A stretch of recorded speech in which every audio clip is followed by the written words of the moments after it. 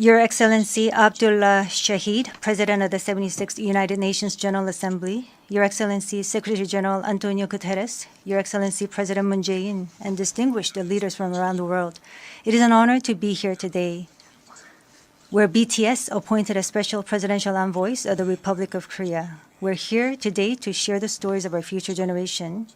Before we came here, we asked the young people in their teens and 20s around the world about their past 2 years and about the world they find themselves in today.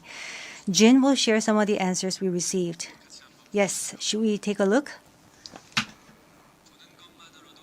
You can feel the good vibes from just looking at these.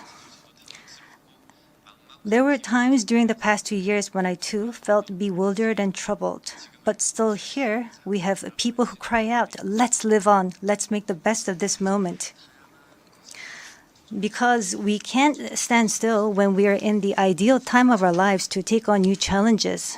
It wasn't as if we could blame anyone, and you must have felt the frustration. Here I'm the same as I was yesterday, but the world changed like we were transported in a flash to a parallel world. I was saddened to hear that entrance and graduation ceremonies had to be canceled. These are moments in life you want to celebrate, and missing out on them must have been upsetting. We were heartbroken when our long-planned concert tours were canceled. And for a while, we yearned for the moments we wanted to make complete. Yes, it was a time for us to mourn for the things that COVID took away from us. A time to discover how precious each and every moment we'd taken for granted were. Suga mentioned the precious things we'd taken for granted, and lots of people answered our question by sharing pictures of their precious moments. Many people showed how they share their moments with nature.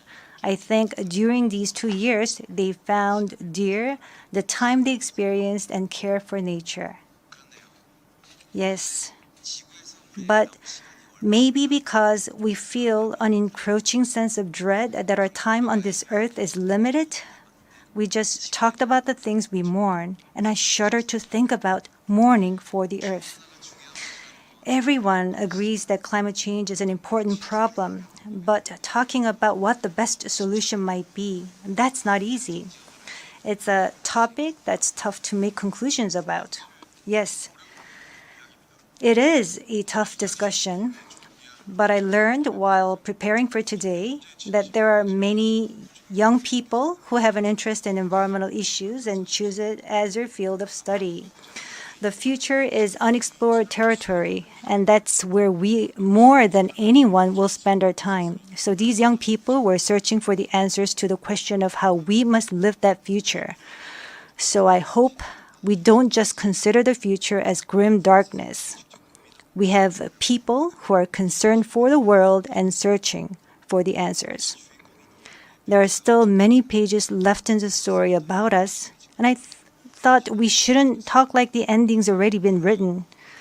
Of course, sometimes the world seems stuck in place even if you're ready to go. Sometimes it feels like you've lost your way.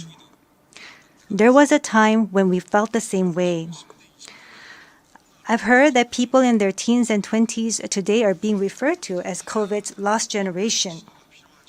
That they've lost their way at a time when they need the most diverse opportunities and must try new things. But I think it's a stretch to say they're lost just because the paths they tread can't be seen by grown-up eyes. Yes, take a look at these pictures. Here we have many who are trying hard to continue their friendships online in new ways, start learning new things, live healthier lives. I'm sorry, excuse me. 네, 새롭게 공부를 시작하고 더 Yes, these kids are trying to learn new things and trying to figure new things out. They don't look lost. They look like they are finding new courage and taking on new challenges. I think that's why instead of the lost generation, a more appropriate name would be the welcome generation. Because instead of fearing change, this generation says welcome and keeps forging ahead. That's right. If we believe in possibilities and hope, even when the unexpected happens, we will not lose our way, but discover new ones. There will be choices we make that may not be perfect, but that does not mean there will be nothing we can do. That's what I think. What is important are the choices we make when we're faced with change, right?